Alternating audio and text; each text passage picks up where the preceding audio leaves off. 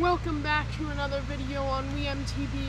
Today I'm going to be installing some new tires on my bike, and I'm going to give you a tutorial which we have already done, but I'm installing it in the front and rear. Alright, so first up, the first thing that we need to talk about is what tires are these. These are Vittoria Martellos. I got them on sale on Competitive Cyclist. They were like 50% off. These are really great tires, and I'm really excited to put them on my bike because my current tires are pretty bald and not very good. So I'm gonna install these, and they're gonna give me a lot more grip on the trail. I'm also gonna make a video next week of what it's like to ride with these tires. Alright, so this is my bike with its old tires, or soon to be old tires, and the first step is taking the tire off. So I'm going to do the back tire first, just because it's more difficult and I would rather get it out of the way. So to take off the quick release, what you're going to do is on this side, you're going to pull this open, and then on this side, there's going to be a nut which you can just twist off.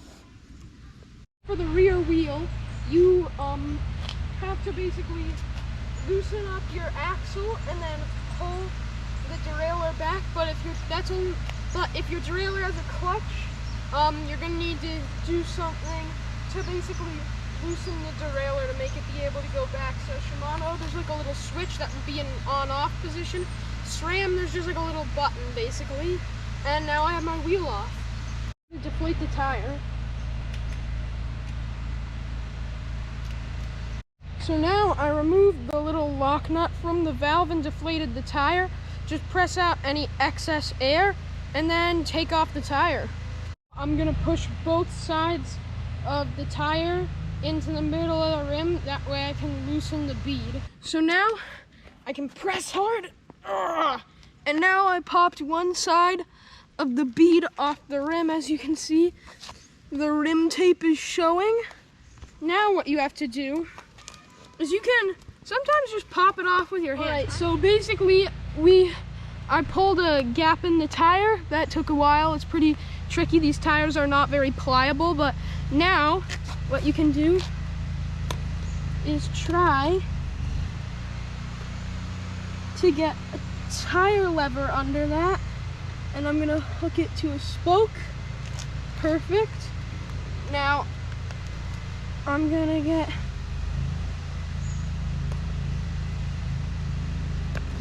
another lever under. Now I put tire levers in and gotten the bead over there on this side, and now what I can do is stick a tire lever in and just run it along this and the rim, and boom. And now we need to do the other side. When I have done that, I can just pull the tire off the rim, and boom, we got the tire off. Now we have our tire where you're going to want to line the valve up with the logo and put just enough air in so it will hold its shape when you press it into the corners. And then we're going to put it on the rim later. Now that we have the valve poking through, if you can see right there, yup. Now we have the valve poking through. We can put one side of the bead onto the wheel basically. So now we're going to do that. So after a bit of difficulty, I got the first tire on, and it looks really nice. And one trick that I use to get the bead on is you basically have to put it over like a trash can. And once it's over like a trash can, you can push down and it will pop the bead in. Then you can like inflate it. And then after it pops on, you can inflate it basically and wait for it to like ding onto the rim. It's basically the same for your front tire, except it's actually easier. So yeah, you may be confused at why I have a big trash can in front of me.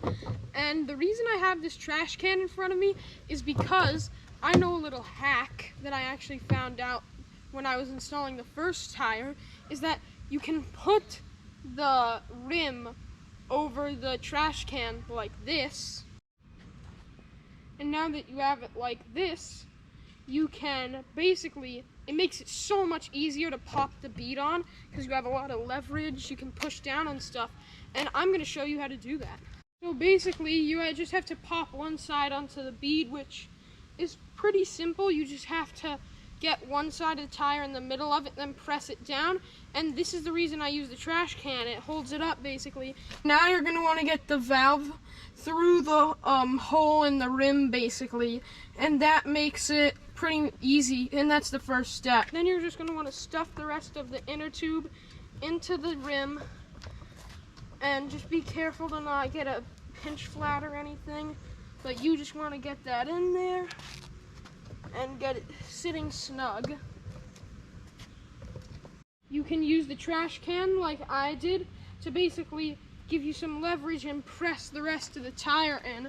And now, if you look right here, there's only one part that's bulging out, and I can just press that down really quickly because the trash can makes it easy, and boom, you hear that click? That's it, clicking in to the rim. So now you just have to inflate it, and I'll show you that. Now I can just pump up the tire, and you want to go fast until you hear a loud bang, basically.